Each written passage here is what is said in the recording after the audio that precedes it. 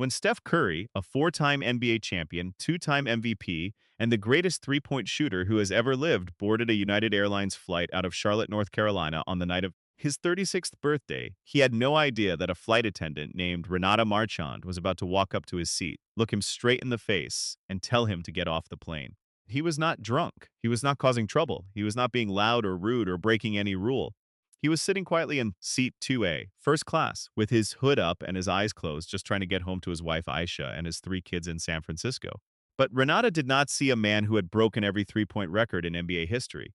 She did not see a man whose jersey sold out in minutes. She did not see a man worth over $160 million. She looked at him and she saw a hoodie, and in her mind, a hoodie did not belong in first class. So she told him to leave, in front of everyone. Passengers were watching. A woman in row 3 pulled out her phone and started recording.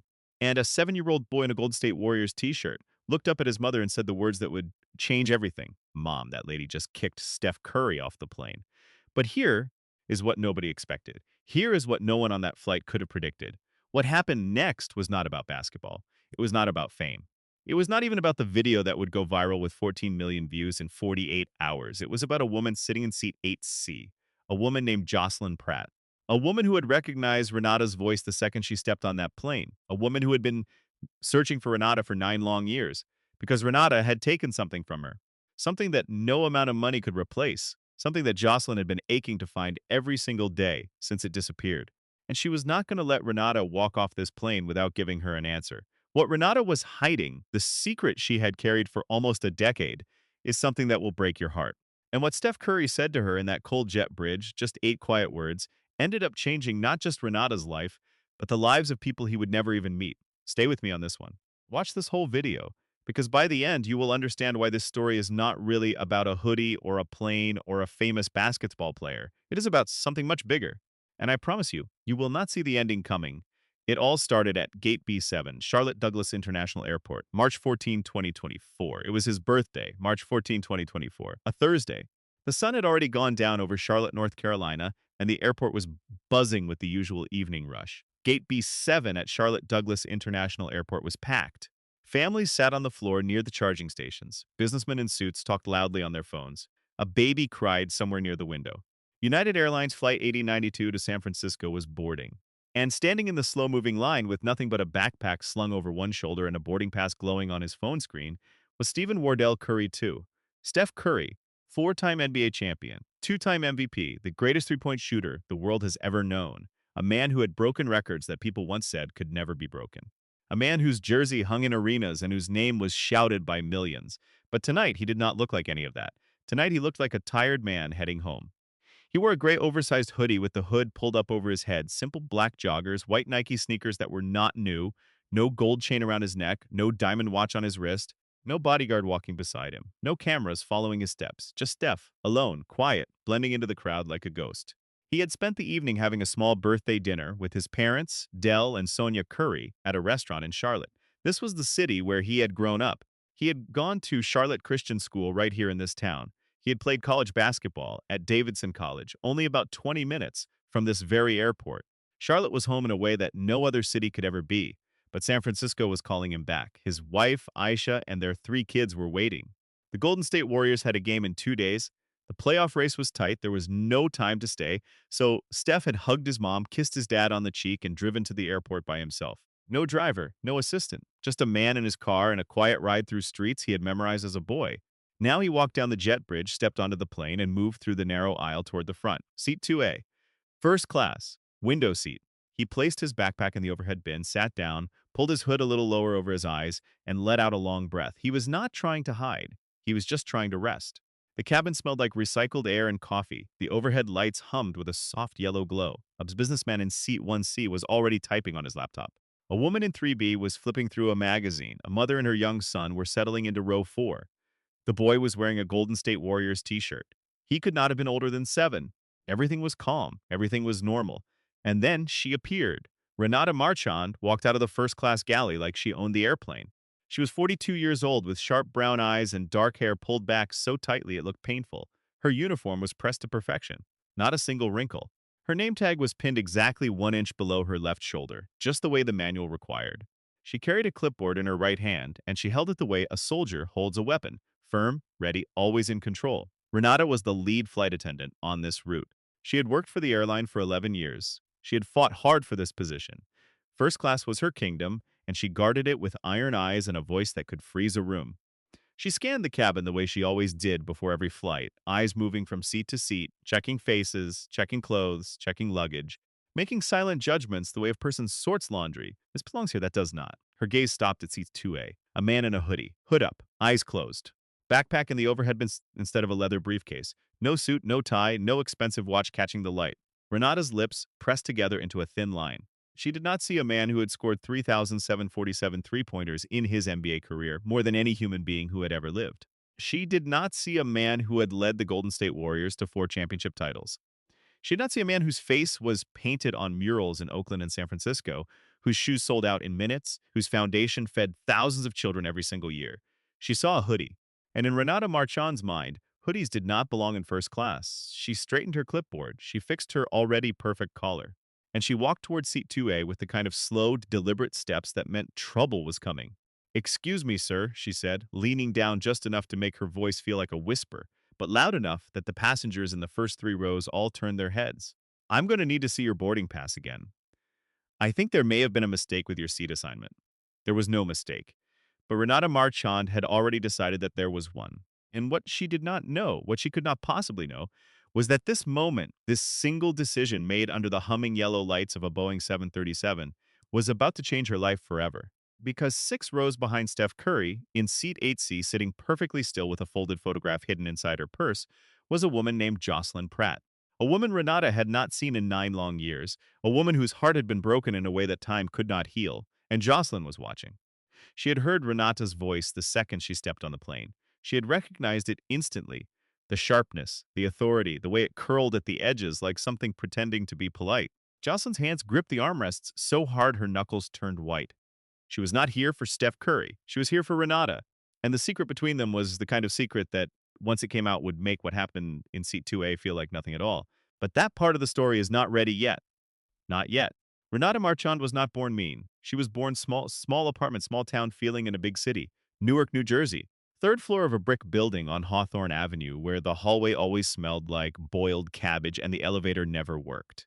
Her mother, Celeste Marchand, was a housekeeper at the Marriott Hotel near Newark Liberty International Airport. Every morning, Celeste woke up at 4:30. She put on her gray uniform. She tied her hair back with the same faded elastic band.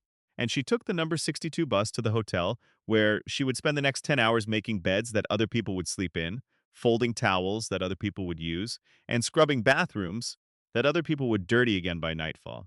Celeste never complained. Not once, not even when her knees swelled up so badly she had to wrap them in bandages just to get through a shift. Not even when guests left their rooms looking like a tornado had torn through them and tipped her nothing. Not even when the hotel promoted younger women around her while she stayed in the same position for 17 straight years. Celeste Marchand cleaned rooms for 30 years. And in all those 30 years, she never once sat on a plane. Not once. Renata remembered standing at the airport fence as a little girl, watching planes take off into the sky one after another, like silver birds escaping the earth. She would count them 5, 10, 20. Each one carried people to places she had only seen in library books: Paris, Los Angeles, Miami, San Francisco. "Mama," she had asked once, "why don't we ever fly?" Celeste had looked down at her daughter with tired eyes and said, "Flying is for other people, baby. Not for people like us," scented itself into Renata's chest like a brand. It stayed there for years. It stayed there when she graduated high school with honors, and no one came to the ceremony except her mother, still in her gray uniform because she had come straight from work. It stayed there when she applied to be a flight attendant at 24 and got rejected, and again at 26, and again at 29. It stayed there when she was finally accepted at 31, not by her first choice airline, but by a small regional carrier that flew short routes nobody wanted. Renata took it. She took it, and she smiled, and she ironed her uniform even more carefully than her mother had ever ironed hotel sheets. And slowly, year by year, she climbed. She transferred to a bigger airline. She moved from regional to domestic. She moved from economy to business, and then finally to first class. First class, the place where people like her were never supposed to sit. And now she worked there. She served champagne in real glass flutes. She handed out warm towels. She called passengers by their last names and said, "Welcome aboard," like she had been doing it her whole life. But something changed in Renata the higher she climbed. Something twisted. The girl who had once pressed her face against the airport fence and dreamed of flying became a woman who looked at other people and decided whether they deserved to fly too. She would check Sue's. She would check their luggage. She would listen how they spoke, how they carried themselves, whether they said please and thank you in the right tone. She built a system in her head, an invisible checklist that sorted people into two groups, those who belonged in first class and those who did not. She told herself it was about standards. She told herself she was protecting the experience. She told herself that first class meant something, and it was her job to make sure it stayed that way. But the truth was simpler and sadder than any of that. Renata had spent her whole life being told she did not belong. And now that she had power, even a small, fragile kind of power, she used it to do the same thing to others. She did not see it. People who carry that kind of wound almost never do. Back in the first class galley of Flight 1892, Renata set down her clipboard and turned to her coworker. Priya Nair was 35, with kind eyes and a calm voice that never seemed to rise no matter what was happening. She had worked first class for 4 years. She and Renata were not friends exactly, but they had flown enough routes together to know each other's habits. The man in 2A, Renata said, keeping her voice low. I think you might be in the wrong seat. Priya glanced toward the cabin. She could see the top of a gray hood above seat 2A. She looked back at Renata and shrugged. He scanned his boarding pass at the gate. The system accepted it. He's fine, Renata. Something doesn't feel right. He's a passenger with a valid ticket. Leave it alone. But Renata could not leave it alone. She never could. When that invisible checklist fired off inside her head, it was like an alarm she could not turn off. It rang and rang until she did something about it. She picked up the intercom handset mounted to the galley wall. She pressed the button that connected her to the gate agent still standing at the desk outside the jet bridge. Her thumb was steady, her voice was smooth. Hi, this is Renata, lead attendant on 1892. We might need to have a passenger removed from first class before departure. There seems to be a seating discrepancy. There was no discrepancy. Priya stared at her. Renata, what are you doing? Renata hung up the handset and straightened her vest. My job, she said. 20 rows behind them in the economy section, a young flight attendant named Tomas Herrera was counting seat cushions and checking overhead bins. He was 28 years old, born and raised in Oakland, California. He had a Golden State Warriors jersey hanging on the back of his bedroom door, number 30, Curry. He had watched every single championship run. He had cried real tears the night the Warriors won the 2022 finals, and Steph Curry finally held up the finals MVP trophy after years of people saying he could never win one. Tomas loved basketball the way some people love music. It was the background sound of his whole life. But right now, he was in the back of the plane. He had not walked through first class yet. He had not seen was sitting in seat 2A. He had no idea what Renata was about to do, and even if he had known, he would not have been able to stop it. Because Renata Marchand had already made her decision. The alarm in her head was ringing. And once it started, nothing, not Priya's calm voice, not the valid boarding pass, not the common sense that should have told her to walk away, nothing could make it stop. The man in the hoodie did not belong. That was her verdict. And in Renata's kingdom, her verdict was final. Renata smoothed the front of her vest one more time. She tucked the clipboard under her arm. She took a breath, and she walked back towards seat 2A like a woman walking into a courtroom where she was both the lawyer and the judge. The cabin was quiet, that strange, heavy kind of quiet that settles over a plane right before the doors close. The kind of quiet where you can hear the air vents hissing and the soft click of seatbelt buckles and the faraway rumble of another plane taxiing on the runway outside. Steph Curry had not moved. His hood was still up, his eyes were still closed, his hands rested on his thighs, fingers relaxed, breathing slow and steady. He looked like a man who had found the one pocket of peace left in a noisy world and had folded himself inside it. Renata stopped at his row. She did not lean down this time. She stood tall, shoulders back, chin lifted. When she spoke, her voice was different from before. The fake sweetness was gone. What replaced it was something harder, something official, something designed to make a person feel small. Sir, I need you to step off the aircraft.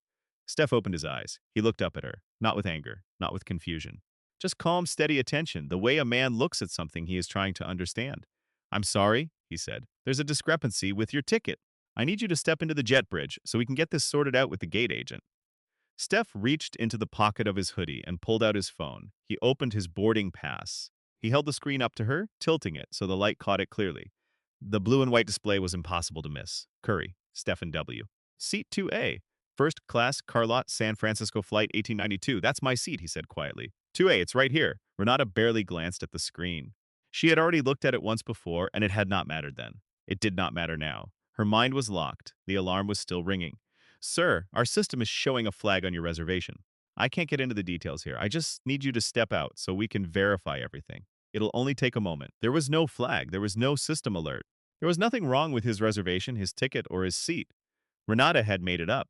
She had made it up the way a person builds a wall out of words, brick by brick, lie by lie, because the truth was something she could not say out loud. The truth was that she looked at this man and decided he did not look like first class. Steph studied her face for a long moment. He had seen this look before. He had seen it at basketball camps when coaches looked at his skinny frame and told him he was too small to play point guard.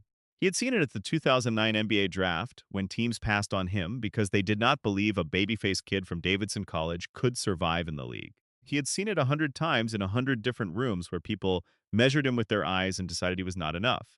He always responded the same way, with grace. Steph nodded slowly. He unbuckled his seatbelt. He stood up, all 6 feet, 2 inches of him unfolding from the seat with the kind of smooth, effortless movement that only an elite athlete carries in his bones. He reached up, opened the overhead bin, and pulled out his backpack. He did not raise his voice. He did not demand a manager. He did not say, "Do you know who I am?" the way so many people with far less reason would have. He looked at Renata Marchand, and with a voice so calm it made the silence around it feel loud, he said, "I hope your day gets better." Then he stepped into the aisle and walked toward the front of the plane. Every head in first class turned to watch him go. The businessman in 1C lowered his laptop screen and stared. The woman in 3B, a woman named Sierra Coleman, 31, traveling home to Oakland, slowly lifted her phone and pressed record. She did not know exactly what she had just witnessed, but something in her gut told her the world needed to see it. And in row 4, little Mateo pressed his face against the gap between the seats and watched the tall man in the gray hoodie walk away. He tugged his mother Gloria's sleeve. He tugged it hard. "Mom," he whispered. "Not now, Mateo. Mom." He tugged again, harder this time. His voice came out louder than a whisper, loud enough that the passengers in rows 3 through 6 could hear him clearly. "That lady just kicked Steph Curry off the plane." The words hit the cabin like a stone dropped into still water. The businessman in 1C closed his laptop all the way. Sierra Coleman's phone did not move. She kept recording. A man in row 5 took off his headphones and looked around. The woman beside him mouthed the words, "Steph Curry?" with wide eyes. A ripple moved through first class. Not a sound exactly, more like a vibration. The kind of silent earthquake that happens when a group of strangers all realize the same terrible thing at the same moment. The flight attendant had just removed a man from the plane. Not because of a system flag, not because of a security concern, not because of anything real at all, because of a hoodie. Renata stood frozen in the aisle. She had heard the boy. She had seen the heads turn. She had felt the shift in the air the way an animal feels a storm coming, but she did not understand it, not yet. She straightened her clipboard. She walked back to the galley. She told herself she had done the right thing. She told herself the boy was mistaken. She told herself that the man in the hoodie was nobody. She was wrong about all of it, and in seat 8C, 6 rows deep in the cabin, a woman named Jocelyn Pratt sat perfectly still. She had watched the entire thing, every word, every gesture, every moment of quiet cruelty dressed up as procedure. But Jocelyn was not thinking about the man who had just been removed. She was thinking about the woman who removed him. Jocelyn's hand moved slowly to her purse. Her fingers found the edges of a folded photograph she had carried for 9 years. She did not take it out, not yet, but she held it through the leather, pressing her thumb against the crease, the way you hold a wound to stop the bleeding. She had recognized Renata the instant she had heard that voice from the galley, that sharp, controlled, certain voice. The voice that had once said to her, "Don't worry, I'll take care of her." Jocelyn's throat tightened. Her eyes burned, but she did not cry. She had used up her tears a long time ago, 9 years. 9 years since she had handed her baby girl to a woman she trusted. 9 years since that woman disappeared. 9 years of empty phone calls and dead-end addresses and unanswered prayers. And now, by some impossible twist of fate, they were on the same plane. Jocelyn did not believe in coincidences. She believed in moments that the universe owed you. Moments that arrived late, but arrived heavy, carrying the weight of every day you had spent waiting. This was that moment, but she was not ready. Not yet. The flight had not even taken off. There were 5 hours and 42 minutes between Charlotte and San Francisco. 5 hours and 42 minutes before the doors opened and Renata could disappear again. Jocelyn had time. And this time, she was not going to let her go. The jet bridge was cold. That was the first thing Steph noticed when he stepped off the plane. The strange in-between cold of a space that is neither inside nor outside. The metal walls hummed with the vibration of the aircraft engine still running. The floor had a slight slope downward toward the gate. Fluorescent lights buzzed above, casting everything in a flat, pale glow that made the whole place feel like a waiting room no one wanted to be in. Steph stood there with his backpack over one shoulder and his phone in his hand. He did not pace. He did not look back at the plane. He just stood still and breathed. He had been in harder places than this. He had been on the court in Game 6 of the 2022 NBA Finals at TD Garden in Boston, with the crowd screaming so loud the floor shook, and he had hit shot after shot until the world went quiet, and the trophy was his. He had been doubted at Davidson College, where scouts said a skinny kid from a mid-major school would never make it. He had been picked 7th in the 2009 NBA draft, 7th, while players chosen above him faded into footnotes, and he became a legend. A cold jet bridge and a flight attendant with a clipboard were not going to ruin his birthday. He called Asha. She picked up on the second ring. He could hear the kids in the background. Riley was laughing about something. Ryan was singing a song he could not quite make out. Cannon was babbling the way 3-year-olds do when the world is still made of wonder. Hey, Aisha said. You boarding? Small delay, Steph said. Should be in the air soon. Everything okay? Yeah. Just airport stuff. I'll be home before you know it. Kiss the kids for me. Already did. They made you a birthday card. Cannon drew something that might be a basketball or a potato. Hard to tell. Steph laughed, a real laugh, the kind that comes from somewhere deep and warm. Tell him it's the best basketball I've ever seen. He hung up. He slid the phone back into his hoodie pocket, and he waited. 2 minutes later, the gate agent appeared. Derek Loomis was 24 years old, thin, nervous, new to the job only 5 months in. He had round glasses and a lanyard around his neck that still looked too shiny, like it had never been worn in the rain. He was holding a tablet and scrolling through it fast, his eyebrows pinched together. Sir, I'm really sorry about this, Derek said. I'm looking at your reservation right now, and I don't see any issue. Your boarding pass is valid. Seat 2A, first class, everything checks out. I figured, Steph said. Derek looked up from the tablet. Can I ask what the flight attendant told you? She said there was a discrepancy, some kind of flag in the system. Derek shook his head slowly. There's no flag. There's nothing. I don't understand why she pulled you off. Steph did not answer that. He did not need to. They both knew why. It hung in the air between them like smoke. Visible, heavy, impossible to ignore, but hard to grab hold of. Derek straightened up. Let me get you back on the plane right now, sir. I'm sorry for the inconvenience. They walked back up the jet bridge together. Derek moved quickly, the way young employees do when they are trying to fix something they did not break. He reached the aircraft door and stepped aside to let Steph through. But Renata was there. She stood in the doorway of the plane like a wall, not physically blocking it. She was too smart for that. But positioned just right, angled just enough, so that anyone walking through would have to move around her. A small act of territory, a silent way of saying, this is still my space. I'm not comfortable with this passenger reboarding until a supervisor has reviewed the situation, she said. Her voice was steady. Her eyes did not blink. Derek stared at her. Ma'am, there is no situation. His ticket is valid. I've flagged a concern. Protocol says a supervisor needs to sign off. There was no such protocol. Derek knew it. Renata knew it. But Renata said it with such confidence, such absolute certainty that Derek hesitated. That was her gift. She could say something completely untrue and make it sound like it had been written in a manual somewhere. Derek looked at Steph. Steph looked back at him with patient eyes that said, take your time. I'm not going anywhere. Derek pulled the radio from his belt. He pressed the button and spoke into it. This is Gate B7. I need a supervisor at the aircraft door for Flight 892. He paused. He did not know what to call it. We have a crew concern regarding a first-class passenger. The radio crackled. A voice came back. Copy, B7. Captain Whitmore is on her way.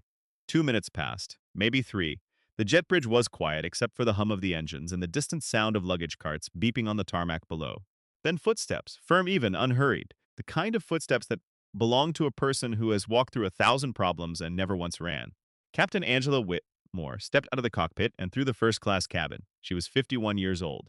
Silver streaks ran through her dark hair, which was pinned beneath her captain's hat. She had been flying commercial aircraft for 23 years. She had logged over 19,000 flight hours. She had landed planes in crosswinds that would make most pilots sweat. She had once brought a 767 down safely in Denver with a failed hydraulic system, while 204 passengers sat behind her, trusting her with their lives. Angela Whitmore was not a woman who got flustered. She stepped into the jet bridge. She looked at Derek. She looked at Renata. And then she looked at the man standing quietly against the wall with a backpack and a gray hoodie. She stopped walking. Her eyes went wide, just slightly, just enough for someone paying close attention to notice. Her lips parted and then pressed together again. Her hand, which had been reaching for the clipboard Renata was holding out, froze in midair. She knew exactly who he was. And in that single frozen second, she knew exactly what Renata Marchand had just done. Captain Angela Whitmore did not panic. She had never panicked in 23 years of flying, and she was not about to start now in a jet bridge at Charlotte Douglas International Airport on a Thursday night. But her heart was beating faster than usual. She could feel it knocking against her ribs like a fist on a door. She knew this man, not personally, but the way millions of people knew him, the way her daughter knew him. Her daughter Cassandra was 20 years old and played point guard at the University of North Carolina. Cassandra had a poster of Steph Curry on her dorm room wall. She had studied his shooting form on YouTube for hundreds of hours. She had written a college essay about what his journey from Davidson College to the NBA meant for undersized players who were told they would never make it. Angela had read that essay 3 times. She had cried the second time. And now the man her daughter admired more than any athlete on earth was standing in a cold jet bridge on his birthday because a flight attendant had decided his hoodie was his crime. Angela turned to Renata. She did not raise her voice. Captains rarely do. The quieter they speak, the more the room listens. She placed one hand on Renata's arm, gently, the way a teacher guides a child away from something dangerous, and walked her 3 steps to the left, out of Steph's earshot. Renata, she said, her voice barely above a whisper. Do you know who that man is? Renata blinked. He's a passenger with a flagged reservation. There is no flag. Derek already confirmed that. I'm asking you a different question. Do you know who he is? It doesn't matter who he is. First class has standards. I made a judgment call based on. That is Steph Curry. The name landed like a stone dropped onto glass. Renata's mouth opened, then closed, then opened again. No sound came out. It was like watching someone try to start a car with a dead battery, the key turning, the engine failing over and over.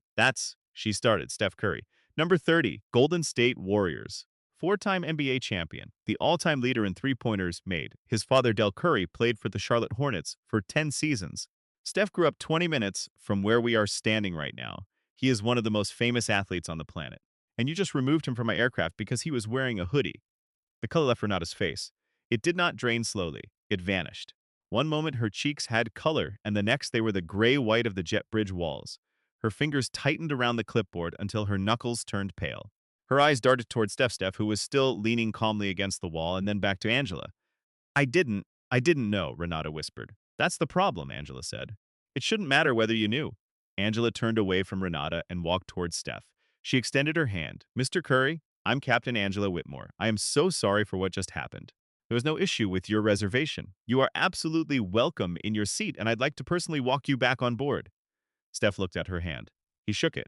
His grip was warm and firm and unhurried, but he did not move toward the plane. Not yet, because he had heard Angela say his name to Renata. The jet bridge was narrow. Sounds carried.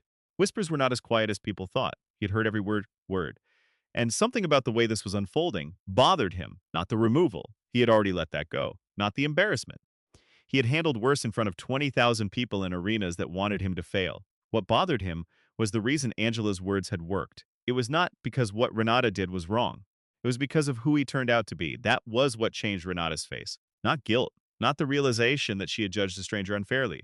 The fear, the pure, naked fear of having made a powerful enemy. Steph took a step forward, not toward the plane, toward Renata. She flinched, actually flinched, like she expected him to shout, to threaten her job, to make a phone call that would end her career before the plane reached cruising altitude. He did none of those things. He looked at her, really looked at her. The way you look at someone when you are trying to see past the uniform and the clipboard and the tight hair and the sharp eyes, trying to find the human being underneath all that armor. And then he said something that made Captain Whitmore go still, something that made Derek Loomis lower his radio, something that hung in the cold air of that jet bridge and refused to leave. With all respect, Captain, whether I play basketball or drive a bus, she shouldn't have done that. It's not about who I am. It's about how she treated a person. Nobody moved. The engine hummed. The fluorescent lights buzzed. Somewhere on the tarmac below, a luggage cart beeped as it reversed direction. Renata stared at him. Her lips trembled, not with anger, with something worse, shame. The kind of shame that starts in the pit of your stomach and rises like floodwater till it reaches your throat and you cannot speak, cannot swallow, cannot breathe. She had spent 11 years deciding who belonged and who did not. And in one sentence, a man in a gray hoodie had shown her that the person who did not belong, the person who had never truly earned her place, was her. Captain Whitmore nodded slowly. She understood. She turned to Steph and gestured toward the aircraft door. After you, Mr. Curry. Steph picked up his backpack. He walked through the door. He moved down the aisle. First-class passengers watched him with different eyes now. The businessman in 1C gave a small nod of respect. Sierra Coleman in 3B lowered her phone but did not stop recording. Little Mateo in row 4 bounced in his seat and whispered to his mother, I told you, Mom, I told you. Steph sat down in seat 2A. He buckled his seatbelt. He pulled his hood back up. And he closed his eyes, just as he had before any of this started, as if nothing had happened. But everything had happened. Captain Whitmore returned to the cockpit. She closed the door behind her and sat in her seat. She placed her hands on the yoke and stared out the windshield at the dark runway ahead. Her jaw was tight. She picked up the internal crew intercom. She pressed the button and spoke 4 words. Renata, economy now. In the galley, Renata heard the captain's voice through the speaker. She set down her clipboard. She removed her first-class name tag, the one she had pinned so carefully, exactly 1 inch below her left shoulder, and placed it on the counter beside the coffee pot. Then she turned and walked toward the back of the plane. She walked past row 5, past row 6, past row 7, and then she reached row 8, seat 8C. Her eyes swept across the row the way they always did, scanning, sorting, judging. But this time, something made her stop. A face. A pair of dark brown eyes staring up at her with an expression she could not name. Something between fury and grief. Something old. Something that had been waiting a very long time. Renata's step faltered just for a half second, a tiny break in her stride, like a skipped heartbeat. She looked at the woman in 8C, and something flickered behind her eyes, a candle in a dark room lit and then blown out before anyone could see the flame. Recognition? Maybe. Fear? Perhaps. She kept walking. She pushed through the curtain into economy and disappeared into the back of the plane. But Jocelyn Pratt saw it. She saw the flicker. She saw the falter. She saw the half second of hesitation that told her everything she needed to know. Renata remembered her. Somewhere beneath the uniform and the authority and the armor, Renata Marchand remembered the young woman she had made a promise to in a small community center in Newark, New Jersey, 9 years ago. And she was afraid. Jocelyn reached into her purse. Her fingers closed around the folded photograph. She pulled it out this time, carefully, like handling something made of glass, and opened it in her lap. The photograph was worn soft at the creases. The colors had faded at the edges. But the image was still clear. Two women standing side by side outside a brick building. One of them was young, barely 22, thin, with eyes that held more worry than any 22-year-old should carry. That was Jocelyn. The other woman was smiling. Confident, proud. She was holding a baby in her arms, a tiny baby girl wrapped in a yellow blanket. That woman was Renata, and that baby was Jocelyn's daughter. Jocelyn stared at the photograph until her vision blurred. She folded it closed and pressed it against her heart. 5 hours and 42 minutes. That was how long this flight would take. 5 hours and 42 minutes before the doors opened and Renata could walk away and vanish again like she had done before. Jocelyn closed her eyes. Not this time. This time there would be no vanishing, no changed phone numbers, no empty apartments, no dead ends. This time Renata was trapped at 37,000 feet in a metal tube with nowhere to run and nowhere to hide. And before this plane touched the ground in San Francisco, Jocelyn Pratt was going to get the answer to the only question that had mattered to her for 9 years. Where is my daughter? The plane lifted off the runway at 8:47 p.m. Eastern Time. Steph felt the familiar press of gravity pushing him back into his seat as the Boeing 737 tilted upward and climbed into the dark North Carolina sky. Through the window of seat 2A, he watched Charlotte shrink below him. The city lights spread out like a blanket of tiny stars laid flat across the earth.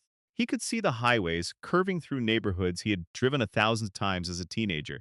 Somewhere down there was Charlotte Christian School, where he had first learned that a basketball could be more than a game. Somewhere down there was the restaurant where just 3 hours ago, his mother Sonia had put her hand on his cheek and said, 36 years old and you still look 12. He had laughed so hard. His ribs hurt. Now the city disappeared beneath a layer of clouds and there was nothing outside the window but black sky and the blinking red light on the wing tip. Steph pulled out his iPad. He opened the film app the Warriors coaching staff used to share game footage. Tomorrow's film session was on the Sacramento Kings. He needed to study their defensive rotations. The Warriors were fighting for playoff positioning. Every game mattered. Every detail mattered. He tapped play and watched De'Aaron Fox run a pick and roll for the sixth time, pausing and rewinding, pausing and rewinding. The way a musician listens to the same 8 bars of a song until the notes live inside their fingers. This was the part of Steph Curry that most people never saw. The work, the hours, the obsession with being better that had nothing to do with talent and everything to do with discipline. He had made 3,047 three-pointers in his career, more than anyone in the history of the NBA, and every single one of them was built on 10,000 practice shots that no camera ever recorded. He was not thinking about Renata. He was not thinking about the jet bridge. He had already let it go, not because it did not matter. It mattered. But Steph had learned something a long time ago from his father, Dell, who had played 16 seasons in the NBA and faced things far worse than a flight attendant with a clipboard. Dell once told him, "You can't control how people see you. You can only control how you see yourself. And if you let their smallness make you small, then they win twice." Steph never forgot that. In row 4, little Mateo was wide awake even though it was past his bedtime. His mother, Gloria, had reclined his seat and tucked a small airline blanket around his shoulders, but his eyes were open and bright and aimed straight at the back of Steph Curry's headrest like it was the most interesting thing in the world. He was holding his mini basketball in both hands. It was an orange and blue Wilson ball, small enough to fit in a child's palm. He had gotten it at a Warriors game in January when his grandmother took him to Chase Center in San Francisco for his 7th birthday. It was the greatest gift he had ever received. He slept with it on his pillow. Now he wanted something more. He wanted Steph Curry to sign it. He wanted to walk up to row 2 and tap the tall man on the shoulder and say, "Excuse me, mister. Curry, could you please sign my basketball?" The words were right there on the tip of his tongue, ready to jump, but Gloria had said no. "Leave him alone, mijo. He's had a rough night. Let the man rest." Mateo did not argue with his mother. He never did, but he held the basketball a little tighter and whispered to it so softly that only the ball could hear, "I'll ask him later. I promise." And in the back of the plane, in the narrow economy section, where the seats were smaller and the air was staler and the engine noise was a constant low roar, Renata Marchand was falling. Part she sat on the jump seat near the rear galley. The fold-down seat was hard and cold. Her hands were in her lap. Her clipboard was gone. She had left it in the first-class galley, and she was not going back to get it. Without it, she felt naked. That clipboard had been her shield for 11 years. Without it, she was just a woman sitting on a metal seat in the back of a plane, staring at the floor. The other economy flight attendants moved around her quietly. They could tell something had happened. They did not ask. In this job, you learn to read the air, and the air around Renata was the kind you did not walk into.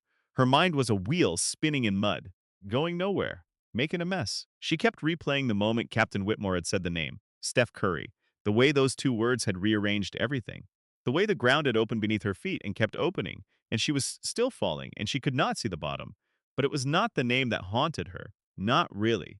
Plenty of famous people flew first class. She had served senators, she had served news anchors, she had once poured champagne for a woman who had won an Academy Award. It was what he said. Whether I play basketball or drive a bus, she shouldn't have done that. Those words were a mirror, and Renata did not like what she saw in it. She saw her mother, Celeste. Coming home at night with swollen knees and hotel soap under her fingernails, a woman who drove a bus in a manner of speaking, a woman who worked a job that most people looked right through, a woman who would have been treated the exact same way Renata had just treated Steph Curry, judged by her clothes, sorted by her appearance, told she did not belong. Renata had become the thing she hated most. She pressed her palms against her eyes. She did not cry. She had not cried in years. Crying was a luxury she had stopped allowing herself a long time ago. But the pressure behind her eyes was enormous. Like something inside her was trying to break free, and she was holding the door shut with everything she had. She sat there in the rear galley, 6 miles above the earth, trapped in a metal tube, hurtling through the dark at 500 miles per hour, and she had never felt more alone. She did not know that Tomas Herrera was watching her from the other side of the galley curtain. She did not know that he had already figured out what happened. And she did not know that 20 rows ahead of her, in seat 8C, a woman with a folded photograph was counting the minutes. 4 hours and 51 minutes left. Jocelyn Pratt was not sleeping either. She sat with her seatbelt fastened and her tray table locked and the photograph in her purse pressed against her hip. The cabin lights had dimmed for the overnight portion of the flight. Most passengers around her had closed their eyes. A man in 8A was snoring softly. A teenager in 9D had headphones on and was watching a movie with the brightness turned low. But Jocelyn was perfectly still, perfectly awake. Her eyes were fixed on the curtain that separated economy from business class. On the other side of that curtain, somewhere in the back rows, Renata was sitting. Jocelyn's jaw was tight, not with anger. Anger was what she had felt for the first 3 years. Hot and sharp and all-consuming like a fever that would not break. She had punched walls. She had screamed into pillows. She had called Renata's old number so many times that she could dial it with her eyes closed, and every time the automated voice said the number you've reached is no longer in service, she felt a piece of herself chip away like paint peeling off an old house. But anger burned itself out eventually. What replaced it was something quieter and heavier. Grief. The kind of grief that does not crash over you in waves, but instead fills you slowly, the way water fills a basement, rising an inch at a time until one day you realize you are standing in it up to your chest and you cannot remember when it started. She grieved her daughter the way you grieve someone who is not dead but is gone, gone in a way that has no funeral, no flowers, no casket to close. Just an empty crib, just a yellow blanket folded on a shelf, just a name she had given her baby that Renata had taken away and replaced with another. Her daughter's name was supposed to be Amara. It meant grace. Jocelyn had chosen it the night she was born, lying in a hospital bed in Newark with fluorescent lights above her and a nurse placing a warm, tiny body on her chest. Amara. But Renata had renamed her Lily. Jocelyn did not know that yet. She did not know what name, her daughter answered, to now. What school she went to, what her favorite color was, whether she liked to read or preferred to draw, whether she was tall or short, quiet or loud. She did not know any of the 9 years of small, ordinary details that make up a child's life. All she knew was that her daughter was out there somewhere, and that the only person who could tell her where was sitting at the back of this plane. 4 hours and 48 minutes left. Jocelyn could wait. She had waited 9 years. She could wait a little longer, but not much longer. Somewhere over Texas, Mateo made his move. Gloria had fallen asleep. Her head was tilted against the window, her mouth slightly open, her hand still resting on Mateo's arm the way mothers hold their children even when they are dreaming. The cabin was dark and quiet. The only light came from the small reading lamps above a few scattered seats and the pale glow of the emergency exit signs lining the aisle floor like a runway of tiny green moons. Mateo looked at his mother. He looked at the mini basketball in his lap. He looked at the back of Steph Curry's headrest 2 rows ahead. He unbuckled his seatbelt very slowly. The click sounded enormous in the silence. He froze. Gloria did not move. He waited 5 seconds, 10. Then he slid out from under the blanket and placed his socked feet on the cabin floor. He walked up the aisle the way only a 7-year-old can, carefully but not quietly. Each step was a little adventure. The basketball clutched against his chest like a treasure he was carrying to a king. He reached row 2. He stopped. Steph Curry's reading light was on. His hood was down now. He was looking at his iPad, but his eyes were soft and unfocused, the way eyes get when the mind is somewhere far away. Mateo stood there for a long time, maybe 10 seconds, maybe 30. Long enough for the courage to build and fade and build again. Then he whispered, "Excuse me." Steph turned his head. He looked down at the small boy standing in the aisle in a Golden State Warriors t-shirt, holding an orange and blue basketball with both hands, wearing mismatched socks, one gray, one white, and looking up at him with the kind of wide-eyed wonder that only belongs to children who have not yet learned to hide what they feel. Steph smiled, not the media smile, not the press conference smile. The real one, the one Aisha saw when he came home and Cannon ran into his legs, the one that reached his eyes and stayed there. "Hey, buddy," Steph said. "What's your name, Mateo?" His voice was barely a whisper. "I'm 7. My grandma took me to Chase Center for my birthday, and I got this ball, and I was wondering, would you maybe sign it?" Steph reached out and took the basketball gently. He turned it in his hands. He looked at Mateo. "You got a pen?" Mateo's face fell. He had not thought about a pen. The whole plan, sneak out of his seat, walk to row 2, ask for an autograph, and he had forgotten the single most important thing. His lip trembled. Not because he was going to cry. Because he was furious at himself the way only a 7-year-old can be furious, with his whole entire body. "I forgot," he said. "I'm sorry." Steph leaned over and opened the seat back pocket. He pulled out a blue pen, the kind airlines leave in the pocket next to the sick bag and the safety card, the kind no one ever uses. He held it up. Good thing planes always have pens. Mateo's face broke into the biggest smile of his entire 7-year life. Steph signed the basketball. He wrote his name in smooth, looping letters across the orange panel. Then he wrote something else below it. He held the ball up so Mateo could see. Under his signature, in smaller letters, it read, "Mateo, never let anyone tell you where you don't belong." SC Mateo read the words. His lips moved silently as he worked through each one. Then he looked up at Steph with eyes that were suddenly very bright. "Is that because of what the lady did to you?" Steph paused. He had not expected that. Children have a way of walking straight to the center of a thing while adults are still circling the edges. "Yeah," Steph said quietly. "Kind of." "That was mean," Mateo said. "You do belong here. You belong everywhere." Steph felt something catch in his throat. He reached out and placed his hand on top of Mateo's head gently, the way Dell used to do to him after a hard game. "So do you, Mateo. Remember that." Mateo nodded very seriously, the way children nod when they are making a promise they intend to keep forever. He took the basketball back and held it against his chest. He looked at the signature. He looked at the message. He looked at Steph Curry one more time. "Happy birthday," he whispered. "Thanks, buddy. Best birthday present I got today." Mateo turned and walked back down the aisle to row 4. He climbed into his seat, pulled the blanket over his lap, and placed the signed basketball on his tray table so he could look at the words while he fell asleep. Gloria stirred beside him. "Mateo? Did you get up?" "No, Mama. I was here the whole time." She mumbled something and drifted back to sleep. Mateo smiled in the dark. He ran his thumb over the signature and read the message one more time. "Never let anyone tell you where you don't belong." He was going to remember that for the rest of his life. And 2 rows ahead, Steph Curry turned off his reading light. He put his iPad away. He leaned his head against the window and looked out at the darkness, at the millions of tiny lights of some Texas city sliding past below, and he thought about his own children sleeping in their beds in San Francisco, and he thought about a 7-year-old boy in mismatched socks who had more courage than most adults he had ever met. He closed his eyes. For the first time all night, he felt peaceful. But peace was not what was coming next. Because at the back of the plane, Tomas Herrera had just walked up to the first-class galley to restock napkins and ice, and on his way through row 2, he had seen it.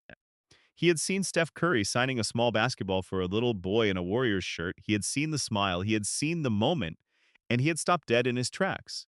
His hand gripped the galley cart handle so hard the metal rattled. He knew that face. He knew that smile.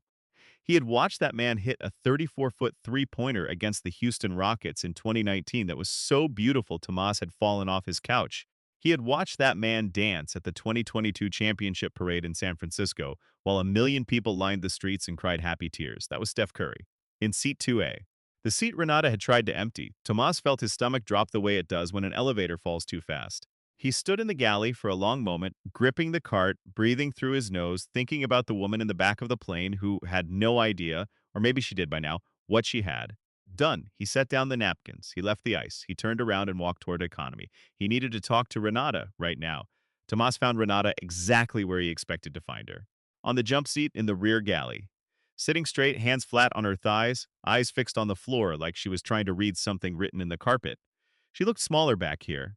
In first class, Renata filled a room. She had a way of standing that made the space around her feel like it belonged to her.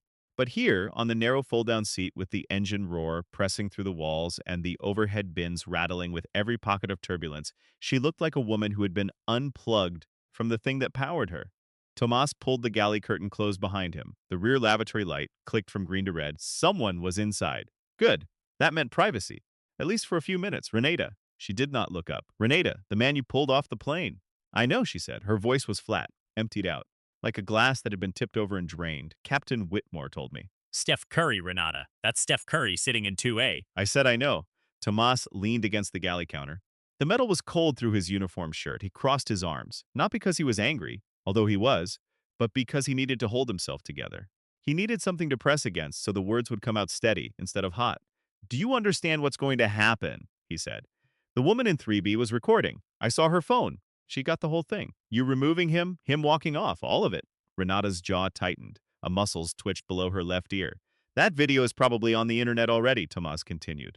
It's a 5-hour flight. By the time we land in San Francisco, it could have 1 million views. 2 million. You kicked Steph Curry off a plane on his birthday, Renata. On his birthday. Do you know how the internet is going to react to that? Renata's hands curled into fists on her thighs. Not from anger, from something deeper. The kind of tightening your body does when it is trying to hold all the broken pieces in place so nothing falls out where people can see. I didn't know who he was, she whispered. That's not the point. Tomas's voice cracked. He steadied it. That's not the point, and you know it. What if he wasn't Steph Curry? What if he was a teacher? A mechanic? A guy who saved up for months to buy a first-class ticket for the first time in his life? Would that make it okay? Would it be fine then because nobody would record it and nobody would care? Renata did not answer. You do this, Tomas said. You do this thing where you look at people and you decide. I've seen it. The way you check their shoes, the way you look at their bags. I watched you last month tell a woman in business class that she might be more comfortable in economy because her carry-on was a backpack. A backpack, Renata. What does a backpack have to do with anything? Renata's chin dropped. Just slightly, just enough.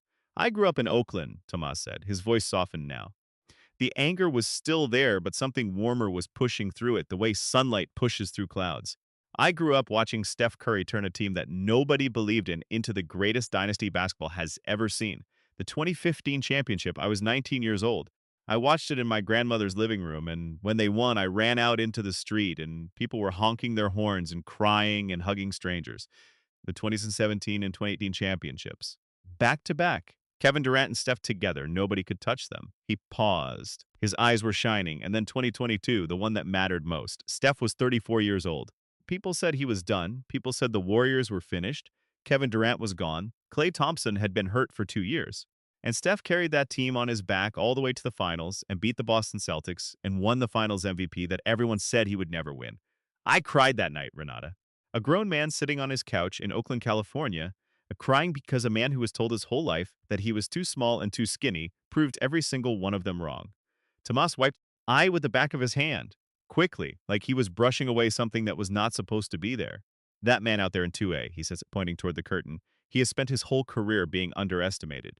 By scouts who said he was too short, by coaches who said Davidson was too small a school, by draft experts who let 6 players go before him, and every single time he answered the same way, not with anger, not with revenge, with work, with grace, with being so good that the doubters had to shut their mouths. He looked at Renata. His eyes were steady now.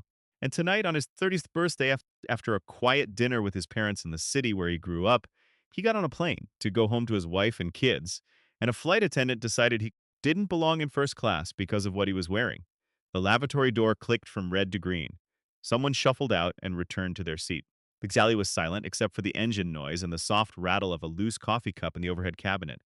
You need to apologize to him, Tomas said. I can't. You need to. I can't face him. Renata, I can't. Her voice broke on the second word. It was the first crack in the wall she had built around herself.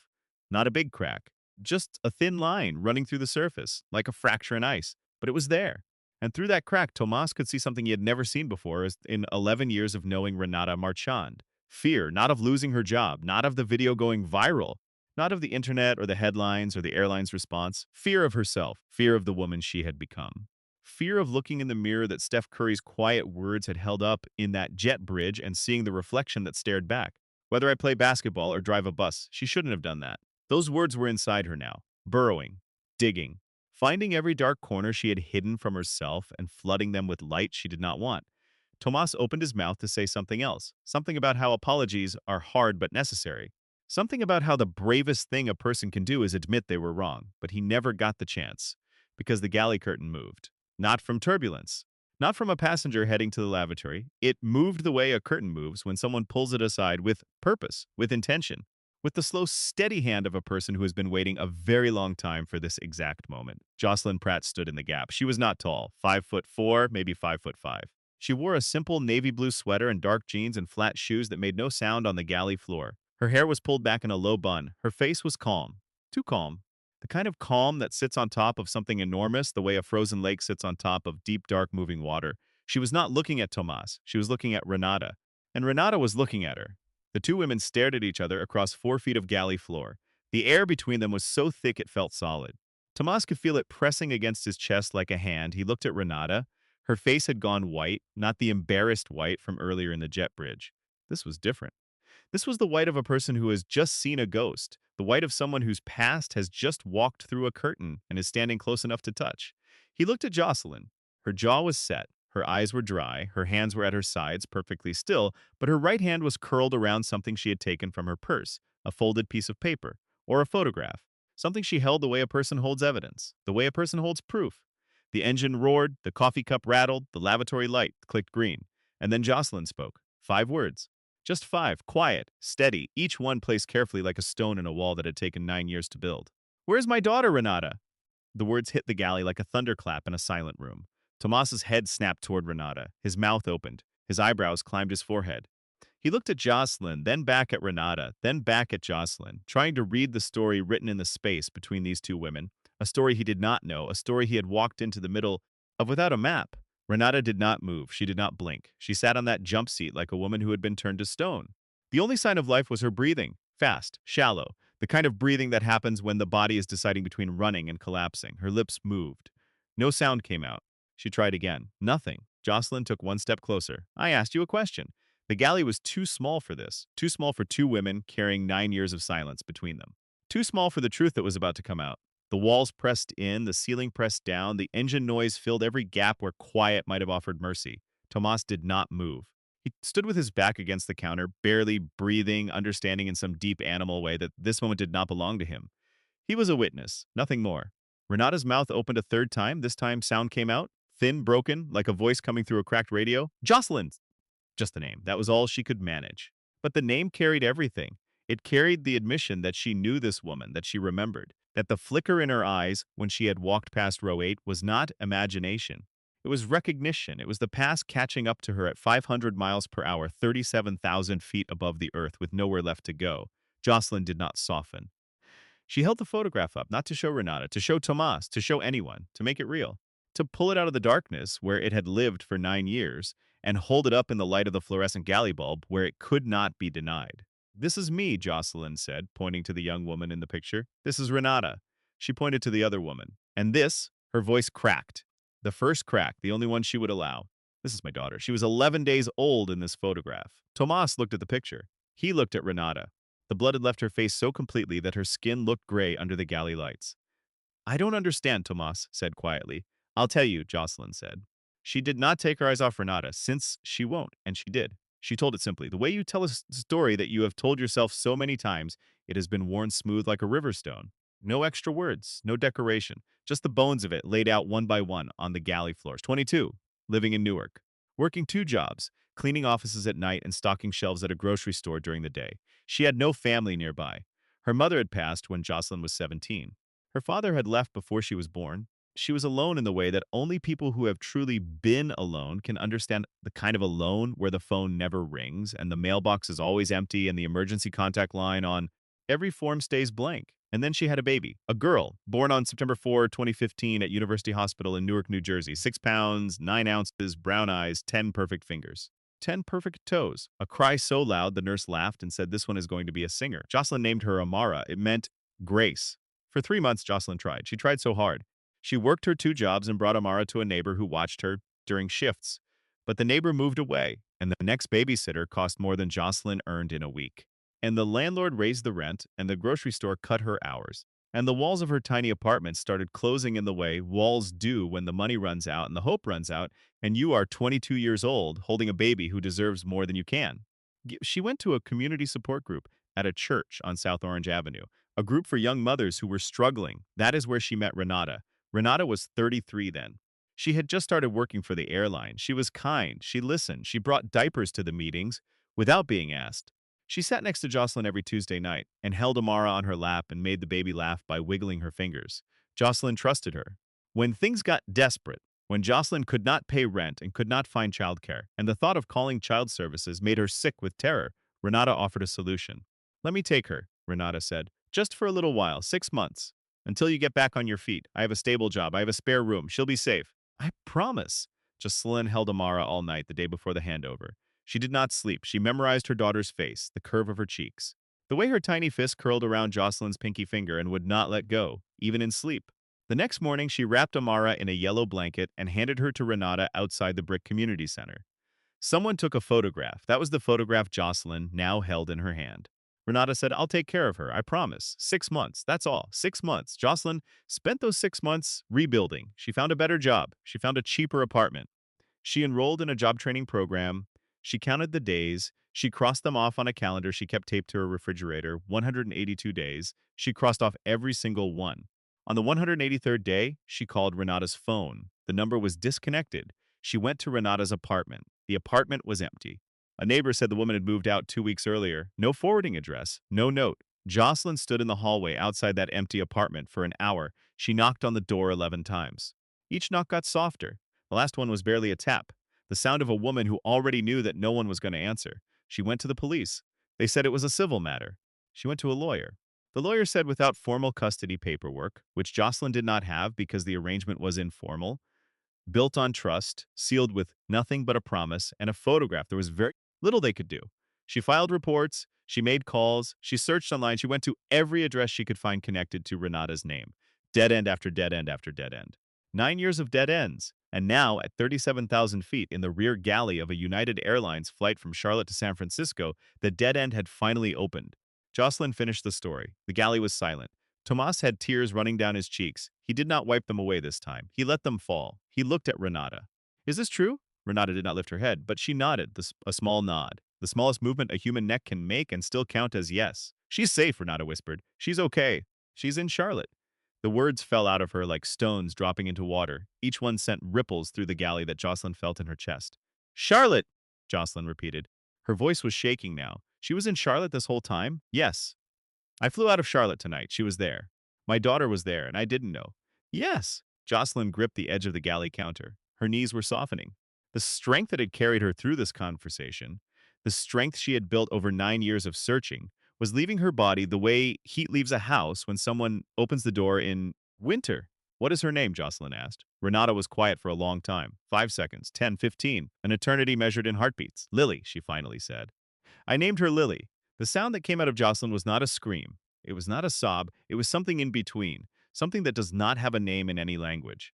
The sound a mother makes when she learns that her child has been living a life she was never invited to see, that her daughter has a name she did not choose, that 9 years of birthdays and first days of school and lost teeth and bedtime stories and scraped knees happened without her, that her daughter has been real and alive and growing up just 5 hours away by car, and she did not know. She did not know. Tomas caught her by the elbow when her knees gave out. He guided her to the other jump seat and helped her sit down. He did not speak. There were no words for this. He had never been trained for this. No manual, no safety briefing, no onboarding video had prepared him for two women confronting a 9-year-old wound at the back of a plane while 200 passengers slept. Jocelyn pressed the photograph against her chest. She bent forward until her forehead nearly touched her knees. She breathed in and out, in and out, the way a person breathes when they are trying to survive the next 60 seconds. When she lifted her head, her eyes were red but dry. She had used up her tears a long time ago. What was left was something harder than tears, something clearer.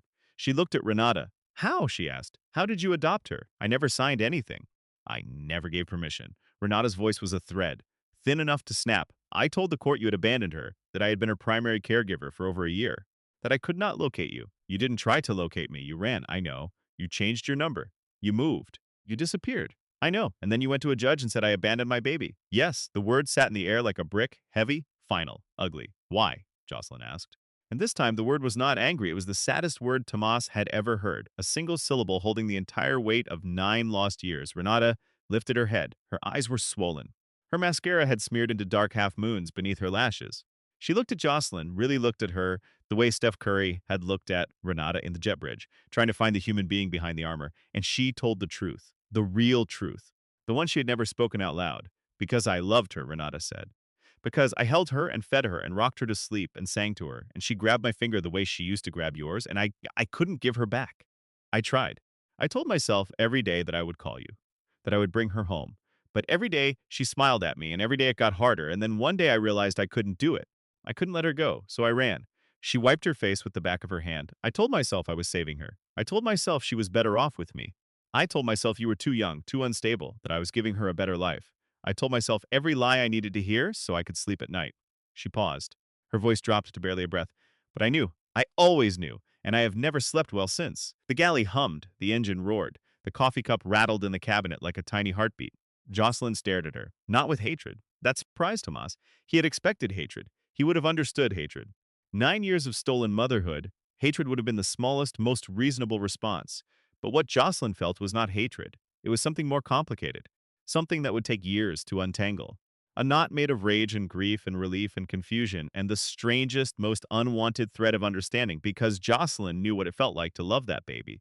She knew the power of those tiny fingers. She knew how a child's smile could make you do things you never thought you were capable of. She did not forgive Reinata. Not yet, maybe. Not ever. But in that moment, she understood her. And understanding, even without forgiveness, is a kind of mercy. I want to see her, Jocelyn said. Her voice was steady now, rebuilt. I want to see my daughter. Renata closed her eyes. A tear slid down her cheek and fell into her lap. She doesn't know about you, Renata whispered. She thinks I'm her mother. Her only mother. She doesn't know. The words landed on Jocelyn like stones. Her daughter did not know she existed. 9 years old, fourth grade, probably. Favorite color, unknown. Best friend's name, unknown. Whether she slept with a nightlight, unknown. And the biggest unknown of all, her daughter did not know that somewhere in the world, a woman named Jocelyn Pratt had spent every single night for 9 years pressing a photograph to her chest and whispering, I'm going to find you, baby. I promise. I'm going to find you. Amara did not know. Lily did not know. Whatever name she answered to, the girl did not know. Jocelyn swallowed hard. She sat up straight. She folded the photograph and placed it back in her purse with trembling hands. Then we will tell her, Jocelyn said. Together. The pilot's voice came through the speakers at 11:32 p.m. Pacific Time. Ladies and gentlemen, this is Captain Whitmore. We have begun our descent into San Francisco International Airport. Current temperature on the ground is 54 degrees. Clear skies tonight. We should have you at the gate in approximately 25 minutes. On behalf of the entire crew, thank you for flying with us. The cabin stirred. Seat backs came forward. Tray tables clicked into place. Window shades slid open, revealing the vast black canvas of the Pacific Ocean below, dotted here and there with the lights of ships moving slowly through the darkness like fireflies on water. In seat 2A, Steph Curry stretched his arms above his head and rolled his neck the way athletes do, slow, deliberate, working out the stiffness that comes from sitting still for too long in a body built to move. Through his window, he could see the first glimmer of the Bay Area emerging from the night, the orange glow of the Golden Gate Bridge, the white sparkle of the Bay Bridge stretching from San Francisco to Oakland, the cluster of lights that was downtown, and beyond it, the dark curve of the bay, and beyond that, the hills of the East Bay where Oracle Arena once stood, the place where he had made his name before the Warriors moved to Chase Center. This was home. He thought about Aisha waiting for him. She would be awake. She was always awake when he flew late. She would have tea ready, the peppermint kind she made when it was past midnight and sleep was still far away. The kids would be in bed. Riley, the oldest, who was 11 now and already funnier than both her parents. Ryan, who was 8 and quiet and saw the world in a way that surprised him every day. And Cannon, the youngest, who was 5 and lived life like every moment was the best moment that had ever happened. He was going home to them. That was all that mattered. The incident with Renata already felt distant, not forgotten. He would never forget it, but filed away in the place where he kept every slight, every doubt, every moment someone looked at him and decided he was less than what he was. That place was deep and quiet, and he did not visit it often. He did not need to. He had learned long ago that the best response to people who underestimate you is not anger. It is excellence. Show up. Do the work. Be undeniable. Let them explain themselves. The plane tilted left and the city swung across his window like a painting being turned on its side. He could see the runway lights now, two parallel lines of white stretching toward them through the dark. Almost home. In row 4, Mateo was wide awake. He had slept for maybe 20 minutes. The signed basketballs sat in his lap, cradled between his small hands. He had read the inscription so many times he had memorized it. He whispered it to himself now, under his breath, like a prayer. Never let anyone tell you where you don't belong. Gloria was awake beside him, fixing her hair in the reflection of her phone screen. She looked down at her son and saw the basketball. She saw the signature. She saw the words written beneath it. Mateo, where did you get that? Steph Curry signed it for me. What? When? When you were sleeping? Gloria stared at her son. Then she stared at the basketball. Then she put her hand over her mouth and laughed and cried at the same time, the way mothers do when their children do something so wonderful and so sneaky that they cannot decide whether to hug them or ground them. She hugged him. She squeezed him so hard he made a sound like a squeaky toy. She kissed the top of his head 4 times. You are unbelievable, she said. I know, Mama.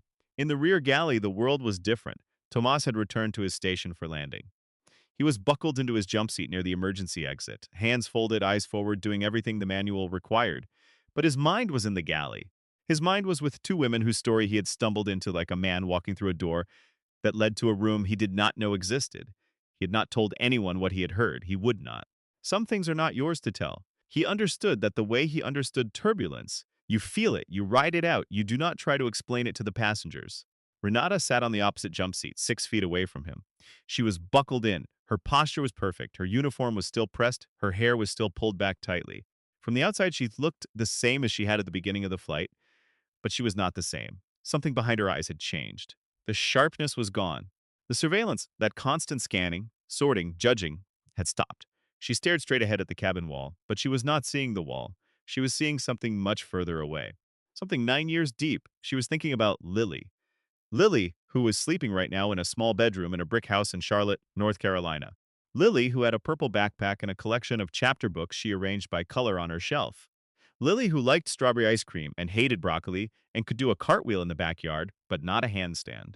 Lily, who called Renata mom every morning when she came downstairs for breakfast, and every morning the word landed on Renata's chest like a stone she deserved to carry. Lily, who did not know that her real mother had just been sitting 6 rows behind her adopted mother on a plane from Charlotte to San Francisco.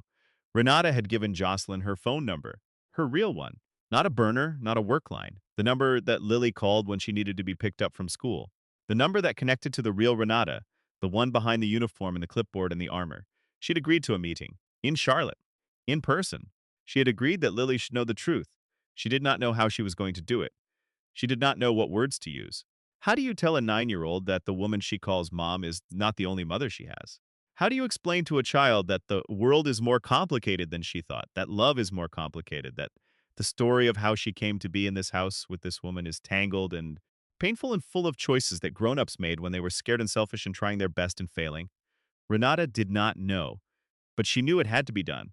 Steph Curry's words were still inside her, still digging, still finding corners. It's not about who I am, it's about how she treated a person. She had treated Jocelyn like a person who did not matter.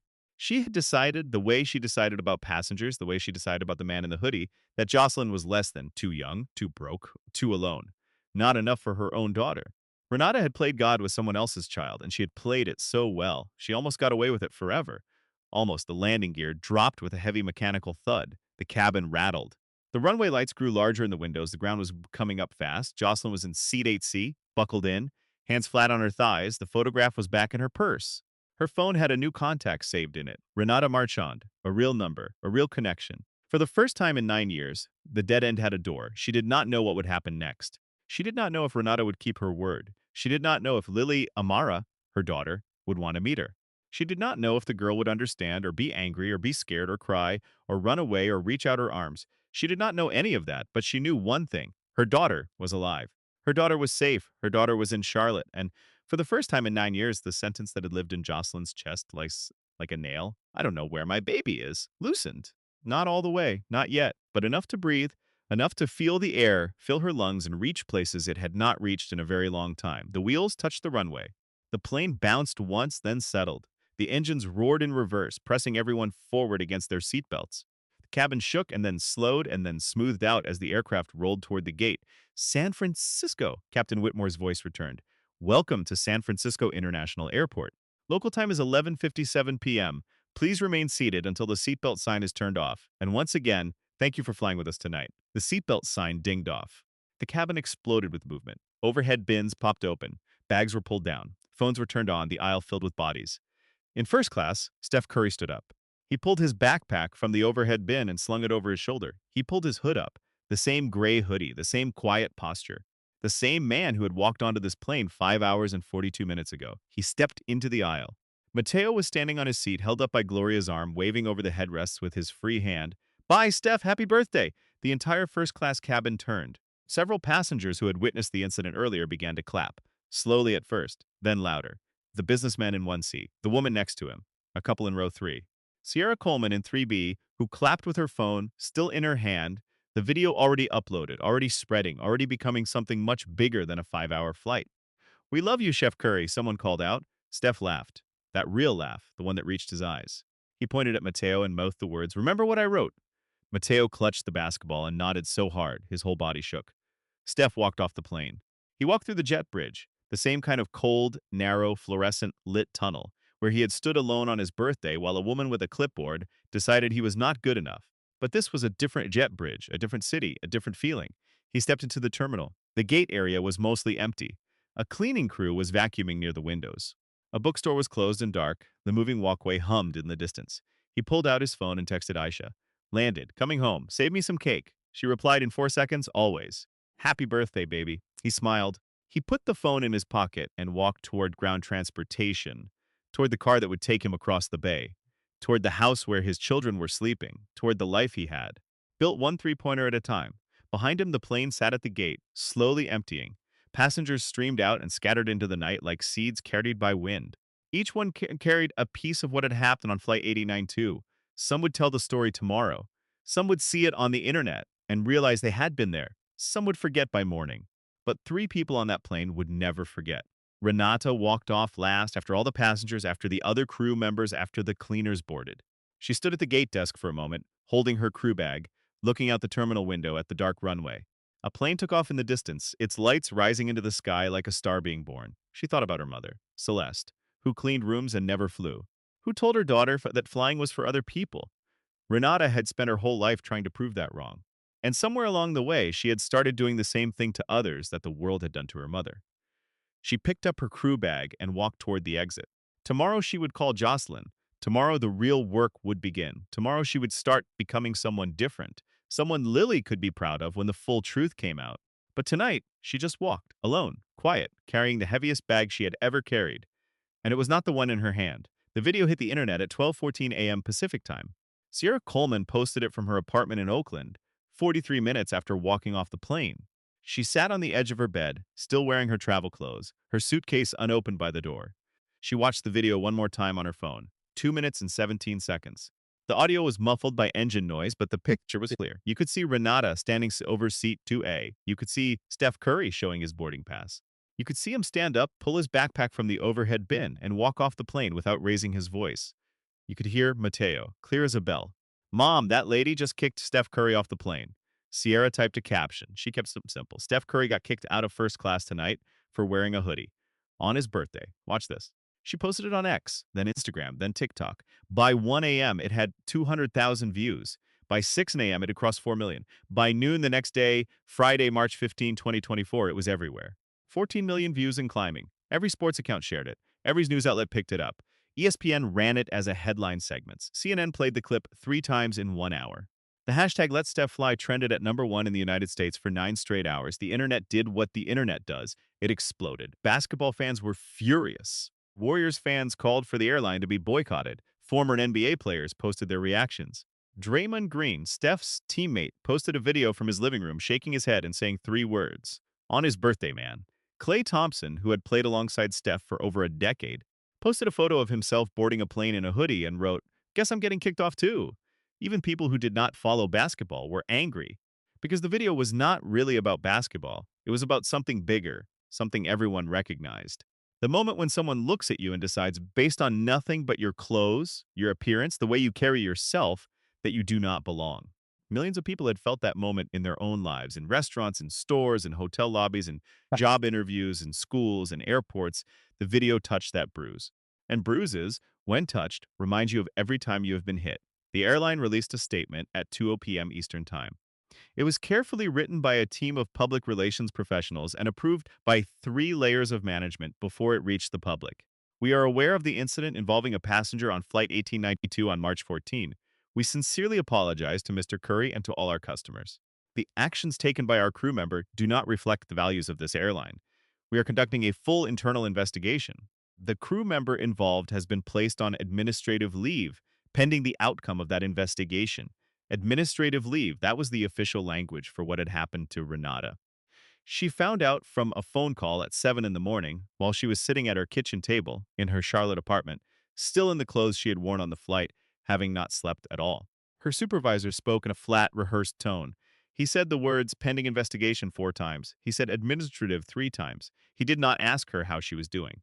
He did not ask her what happened. He told her to surrender her crew badge and not report for her next shift. She hung up the phone and placed it face down on the table. She looked at the kitchen around her, the yellow curtains she had put up when she moved in, the drawing Lily had made in second grade, a crayon house with a purple door and a smiling sun, taped to the refrigerator, the small table where they ate breakfast together every morning, Lily's chair on the left, Renata's on the right, a routine so steady you could set a clock by it. All of it suddenly felt fragile, like a house built on ice that was starting to crack. She was going to lose her job. She knew that. The video was everywhere. The airline had no choice. 11 years of early mornings and late nights and cross-country flights and turbulence and difficult passengers and holidays spent in airport hotels instead of at home, all of it ending because of one decision made in 3 seconds at the front of a Boeing 737. But losing her job was not what scared her most. What scared her most was the phone number now saved in her contacts, Jocelyn Pratt. She had promised to call. She had promised a meeting. She had promised that Lily would learn the truth. The truth. The word felt like a rock in her stomach because the truth meant everything would change. The kitchen, the yellow curtains, the crayon drawing on the refrigerator, the chair on the left and the chair on the right. The word mom spoken every morning in a sleepy voice. All of it would change. All of it would crack open, and whatever came next would be something she could not control and could not predict and could not manage with a clipboard and a forced smile and a set of rules she made up to keep the world in order. Renata put her head in her hands. She stayed like that for a long time. Then she picked up her phone. She opened her contacts. She found Jocelyn's name. She stared at it for 45 seconds. And then she did the hardest thing she had ever done in her life. Harder than leaving Newark, harder than clawing her way to first class, harder than standing in that jet bridge while Captain Whitmore said the name Steph Curry and the world collapsed beneath her feet. She pressed call. It rang twice. Hello? Jocelyn's voice was hoarse. She had not slept either. It's Renata, she said. I promised I would call, so I'm calling. A long silence, the kind of silence that holds its breath. I want to see her, Jocelyn said. When? Renata looked at the crayon drawing on the refrigerator, the purple door, the smiling sun, a child's version of a home. Simple, happy, complete. It was never complete. It had been missing a piece for 9 years, and Renata was the one who had stolen that piece. Soon, Renata said. I need time to tell her. I need to do it gently. She's 9 years old, Jocelyn. She doesn't understand any of this. Neither did I, Jocelyn said quietly. When you took her, I didn't understand any of it either. The words cut. They were supposed to. I know, Renata said. I know. Another silence, longer this time. Then Jocelyn spoke again. I've been thinking about something all night. I've been thinking about what that man said in the jet bridge. The basketball player. Steph Curry. Yes, he said it doesn't matter who he is. He said it matters how you treat a person. Jocelyn paused. You didn't treat me like a person, Renata. You treated me like someone who didn't matter, someone whose just as daughter could be taken because you decided I wasn't enough. Renata closed her eyes. But I'm not calling to punish you, Jocelyn continued. I'm calling because my daughter is in Charlotte and I need to see her. That's all I've wanted for 9 years. That's all. I'll make it happen, Renata said. I promise. The word promise landed heavy. It was the same word Renata had used 9 years ago. I promise. 6 months, that's all. Both women heard the echo. Neither mentioned it. Okay, Jocelyn said. Okay, Renata said. The call ended. Renata set the phone down. She looked at the kitchen one more time. Then she stood up and walked down the hall to Lily's bedroom. The door was open a crack. She pushed it gently. Lily was asleep, curled on her side, one hand tucked under her pillow, the other holding a stuffed dog she had named Biscuit. Her braids fanned out across the pillowcase like rivers on a map. Her breathing was slow and even and perfect. Renata stood in the doorway and watched her daughter sleep. Not her daughter, Jocelyn's daughter. Both. The word both was going to be the hardest word of all. Harder than truth. Harder than the word mom when it would have to stretch wide enough to hold two women instead of one. Renata leaned against the doorframe. She did not go in. She did not wake Lily. She just stood there in the half-dark hallway of a small house in Charlotte, North Carolina, listening to a child breathe, knowing that the next time she stood in this doorway, everything would be different. Meanwhile, on the other side of the country, Steph Curry woke up in his home in Atherton, California. It was the morning after his birthday. Aisha was already downstairs making pancakes. He could hear Cannon singing a made-up song in the kitchen. Riley was arguing with Ryan about whose turn it was to feed the dog, normal, beautiful, ordinary. He picked up his phone from the nightstand. He had 647 text messages. He had 12,000 new Instagram followers. He had a voicemail from his agent, one from the Warriors PR team, and one from his mother, Sonia, who simply said, "I saw the video. I'm proud of you, baby. Your dad would be too. Del Curry, the man who taught him everything. The man who played 16 seasons in the NBA and never once made headlines for anything other than basketball. The man who once told a young Steph, standing in the driveway of their Charlotte home with a basketball under his arm, the way you handle disrespect says more about you than the way you handle praise." Steph listened to his mother's voicemail twice. Then he got out of bed and went downstairs to eat pancakes with his family. He did not make a statement that day. He did not call the airline. He did not demand anyone be fired. He waited. 3 days later, on Monday, March 18, 2024, he posted a single message on Instagram. No photo, just white text on a black background.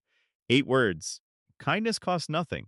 Judgment costs everything. Treat people like people. It got 11 million likes in 24 hours. It became the most liked Instagram post by any athlete that month. It was printed on t-shirts. It was quoted in graduation speeches. A teacher in Detroit printed it on a poster and hung it in her classroom. A barber in Atlanta painted it on the wall of his shop. 8 words. That was all it took, because the right words, spoken by the right person at the right moment, can travel further than any three-pointer ever could. And Tomas Herrera? 2 weeks after the flight, Tomas received an email from the airline. He had been promoted. Effective immediately, he was being assigned to first-class routes on the San Francisco to Charlotte corridor, the same route Renata had once ruled like a kingdom. On his first flight as lead attendant, he stood at the aircraft door and greeted every single passenger who walked on board. He did not check their shoes. He did not scan their luggage. He did not glance at their clothes to decide if they matched their ticket. He looked them in the eyes. He smiled. And he said the same thing to every one of them, whether they wore a suit or a hoodie or a t-shirt with a coffee stain on the front. "Welcome aboard. Glad you're here." He wore a small golden pin on his vest. It was the shape of a basketball. He had ordered it online the night after the flight. It cost $4. It was the most important thing he owned. Nobody asked him about it. But if they had, he would have told them it was a reminder that everyone who walks through that door has a ticket. And everyone who has a ticket has a seat. And everyone who has a seat belongs. 6 weeks later, Saturday, April 27, 2024, Charlotte, North Carolina, Freedom Park. The morning was warm and soft, the way spring mornings are in the South. The air thick with the smell of fresh-cut grass and blooming azules. The sky so blue it looked painted. Renata arrived first. She parked her car on East Boulevard and sat behind the wheel for 7 minutes without moving. Her hands gripped the steering wheel at 10 and 2. She was wearing a simple white blouse and jeans. No uniform, no clipboard, no name tag pinned exactly 1 inch below her left shoulder. Just a woman in a car, trying to find the courage to open the door. Lily sat in the back seat, 9 years old. Braided hair with small yellow beads at the ends that clicked together when she turned her head. Brown eyes so dark they were almost black. A gap between her two front teeth that made her smile look like a little window, letting light in. She wore a lavender dress she had picked out herself and white sneakers she had just gotten for her birthday. Her birthday, September 4. The date Jocelyn had circled on 9 calendars in 9 different apartments in 9 years of searching. Lily did not fully understand what was happening today. Renata had told her as much as a 9-year-old heart could hold. She had sat on the edge of Lily's bed 3 nights ago after homework and before bedtime and spoken slowly and carefully the way you walk across ice when you are not sure how thick it is. She told Lily that she was loved. That was the first thing, the most important thing. She said it 3 times before she said anything else. Then she told her that when Lily was a tiny baby, there was another woman who loved her too. A woman who was very young and very scared and who made a hard decision because she wanted Lily to be safe. A woman who had been looking for Lily for a very long time. Lily had listened with her stuffed dog Biscuit pressed against her chest. Her eyes were wide. She did not cry. Children are braver than we think. They can hold truths that would crush grown-ups if those truths are handed to them gently enough. Is she my mom too? Lily had asked. Renata felt the word two land on her chest like a piano falling from the sky. Yes, baby, she is. So I have two moms? Yes. Lily thought about this for a long time. She stroked Biscuit's ear. Then she said, with the plain and perfect logic that only a child can produce, "That's a lot of birthday presents," Renata had laughed. Not the sharp, controlled laugh of the woman who patrolled first class. A real laugh. A broken, watery, grateful laugh that came from the deepest part of her and left her gasping. Now they were here. Freedom Park, a bench near the playground, the azaleas blazing pink and white along the walking path, ducks gliding across the small lake, leaving tiny V-shaped trails in the water behind them. "Ready?" Renata asked, looking at Lily in the rearview mirror. Lily nodded. The yellow beads clicked. They got out of the car and walked to the bench. They sat down. Lily swung her legs because they were too short to reach the ground. She watched the ducks. She held Biscuit in her lap. 5 minutes passed. Then Renata saw her. Jocelyn was walking along the path from the east entrance of the park. She was alone. She wore a blue dress. Not fancy, just clean and pressed, the kind of dress a woman wears when she wants to look like she tried, but does not want to look like she tried too hard. Her hair was down. It fell past her shoulders in loose curls. Her hands were at her sides up, but her right hand was holding something. A stuffed rabbit. Small, cream-colored, soft from years of being held. One ear was slightly bent from being gripped too tightly on too many nights. A small ribbon was tied around its neck, the original ribbon from the hospital gift shop where Jocelyn had bought it the day Lily was born. She had kept it for 9 years. She had carried it from apartment to apartment, shelter to shelter, city to city. It had sat on her pillow when no child was there to hold it. It had absorbed 9 years of tears and prayers, whispered promises, and now she was carrying it to the person it had always belonged to. Jocelyn walked closer, 30 feet, 20, 10. She stopped. Lily looked up from the ducks. Their eyes met. Brown meeting brown, the same shade, the same darkness. The same tiny flecks of gold near the center that caught the sunlight and held it like a secret. 9 years collapsed into nothing. Every day, every hour. Every night, Jocelyn had pressed a photograph to her chest and whispered into the dark. All of it folded in on itself like a paper airplane and flew the distance between them and landed softly in the space where a mother and daughter were seeing each other for the first time since a yellow blanket and a brick building and a promise that was broken. Jocelyn knelt down, not all the way, just enough to be eye level with the girl on the bench, her knees pressed into the grass. A small stain would form on her blue dress. She would not care. "Hi," Lily said softly. The gap-toothed smile appeared, shy but real. "Hi, sweetheart," Jocelyn said, her voice held, barely, like a bridge carrying more weight than it was built for, trembling but standing. "I've been wanting to meet you for a very long time." Lily looked at the stuffed rabbit in Jocelyn's hands. She tilted her head the way children do when they see something that interests them, a bird, a butterfly, a small mystery waiting to be solved. "Is that for me?" Jocelyn's chin trembled. Her eyes filled. 9 years of empty arms and unanswered phone calls and blank emergency contact lines and folded photographs and whispered promises, all of it rising behind her eyes like a wave that had been building since September 4, 2015, and was only now, just now, finally reaching the shore. "It's always been yours," she said. Lily reached out and took the rabbit. She held it up and looked at it. She touched its bent ear. She felt the softness of its fur, worn thin by years of love that had nowhere to go. She brought it to her nose and smelled it the way children smell things, deeply, instinctively, searching for something they cannot name. Then she looked at Jocelyn, and she smiled. Not the shy smile from before, a bigger one, a wider one, the one with the gap between the teeth and the light coming through. "She's soft," Lily said. "I'm going to call her Buttercup." Jocelyn laughed, a sound she had not made in years, a sound she had forgotten she was capable of making. It broke free from her chest like a bird released from a cage and flew up into the spring morning, rising above the azaleas and the ducks and the walking path and the bench, rising above Freedom Park and the rooftops of Charlotte and the blue-painted sky, rising and rising until it reached a place where lost things are finally found. Renata watched from the end of the bench, 3 feet away, close enough to reach out and touch Lily's shoulder, far enough to let this moment belong to someone else. She was crying, quietly, steadily. The tears ran down her cheeks and dropped onto her white blouse, darkening the fabric in small circles that spread slowly outward like ripples in a pond. She did not wipe them away. She let them fall. Because these tears were not the kind you hide. They were the kind you owe. She owed them to Jocelyn. She owed them to Lily. She owed them to the 22-year-old woman who had stood outside a brick community center 9 years ago and handed over the most precious thing in her life because she trusted the wrong person. She owed them to herself, the version of herself she might have been if she had kept her promise, if she had answered the phone, if she had opened the door instead of disappearing through it. She could not go back. Nobody can. Time does not work that way. Mistakes do not unmake themselves. But sitting on this bench, watching Lily hold the stuffed rabbit and name it Buttercup, watching Jocelyn kneel in the grass with tears streaming down her face and a smile so wide it could hold the entire sky. Sitting here, Renata understood something she had never understood before. Belonging is not something you earn. It is not something that can be given or taken away by a person with a clipboard and a set of rules. It is not about what you wear or where you sit or how much money is in your account or whose name is on your ticket.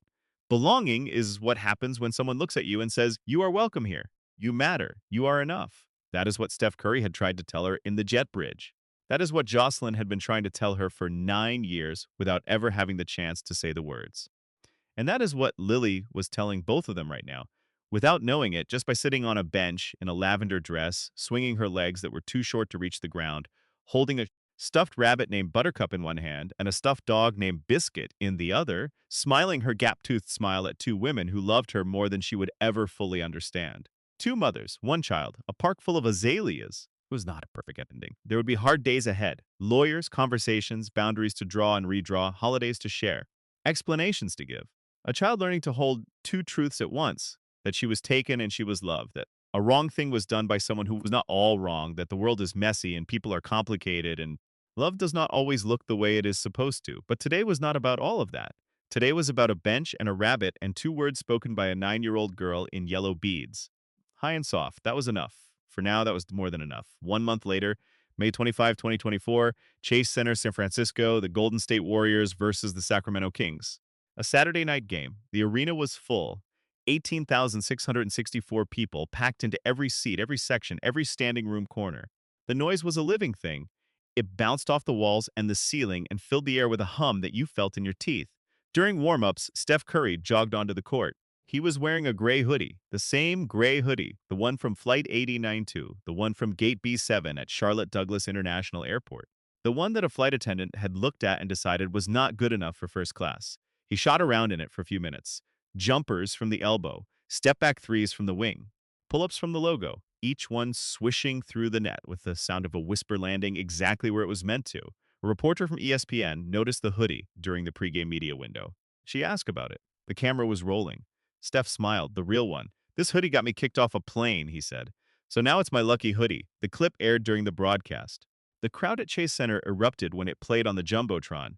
18,000 people on their feet, roaring and laughing and clapping, the sound so loud it rattled the scoreboard. Steph played one of his best games of the season that night. 7 three-pointers, 31 points, 9 assists. He danced after the seventh three, the shimmy, the one the whole world knows, the little shoulder shake that means "I belong here." And you cannot do a thing about it. The Warriors won by 12. After the game, the arena emptied slowly. The lights dimmed. The cleaning crew moved through the rows with their brooms and bags. The court gleamed under the remaining lights like a golden lake. Steph walked into the locker room. His teammates clapped him on the back. Draymond shouted something about the hoodie being a permanent uniform. Clay sent a text from across the room that said, "Wear that thing every game forever." Steph laughed. He opened his locker and he stopped. There was a package sitting on the shelf, small.